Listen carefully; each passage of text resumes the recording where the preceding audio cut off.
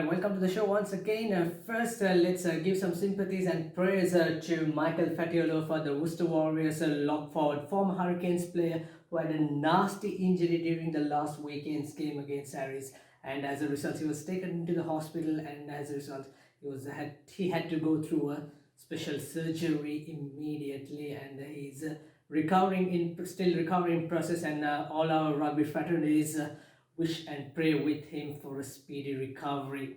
So let's go back to the Dialog Rugby League. A week 5 action. 2 unbeaten team came to the Lockhorns at Longman Place, and defending champions Kandy SC played like champions, and we'll see what went wrong for CR&FC. Here's that first incident. You can clearly see the pack weights in the front row, in the first three especially.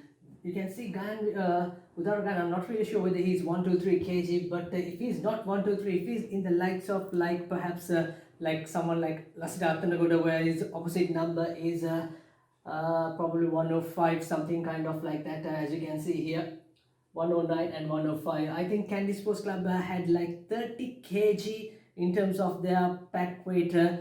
As we go through, that certainly paid them some advantage, especially in that set piece maul and set piece scrum. You can see the first scrum, Kandy once again rock solid.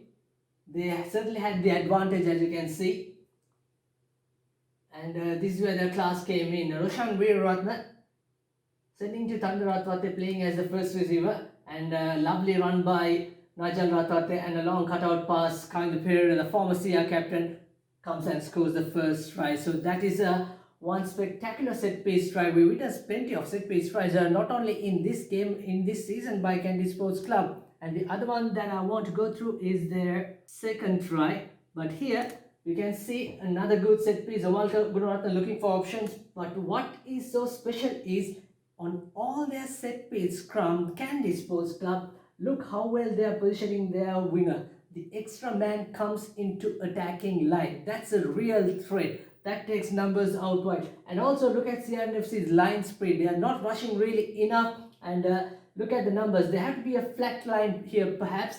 And they have to come just rushing just man on man. Because if you give any chance, this is what happened, as you can see.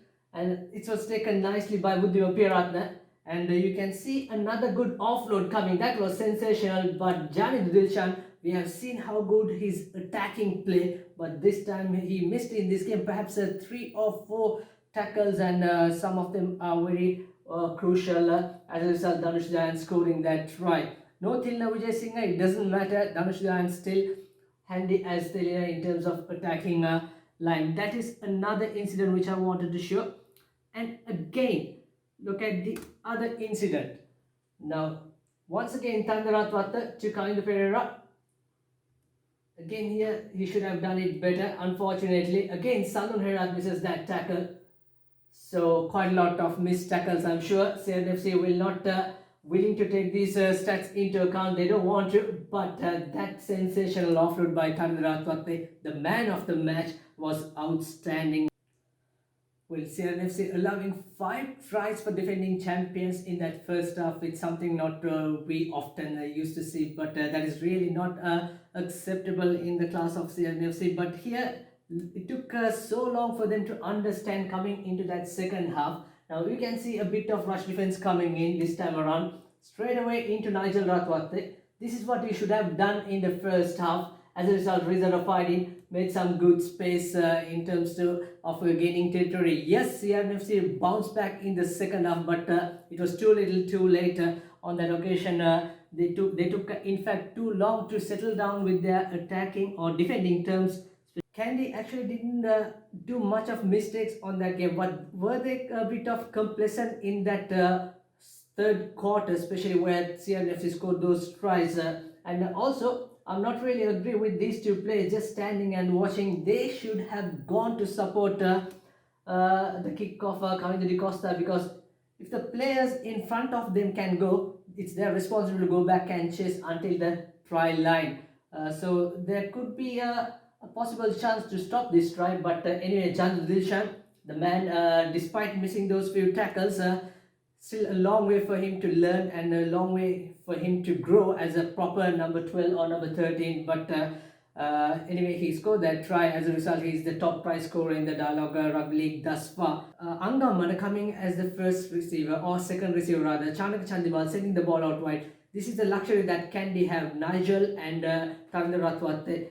Here, Chandimal, if he can go to as a second receiver, get Angamana and another forward to go for a hit on that occasion, then Kevin Dixon and the winger on the far corner, Gamlu Chetia, there could have been another possibility of gaining more territory, which didn't happen for CR&FC. CR got the position and you can see 27-41, you got still 70 minutes, but mind you, CR&FC scored their first points on 25th minute from Riza Mubarak's penalty. Until then, Kandy were rock solid, as we see. But here, again, Gamlu Chetia, if it's another occasion, if it's another day, perhaps he would put his X factor with his sidestep, or because here you can see Bruno Kodangama, perhaps he could have drawn a bit, perhaps he could have gone a bit further to Kavindu Pereira and then send the pass to Kevin Dixon, but unfortunately he was too early. That's all about inexperience in terms of handling the pressure. I'm sure both the youngsters, Gamlu and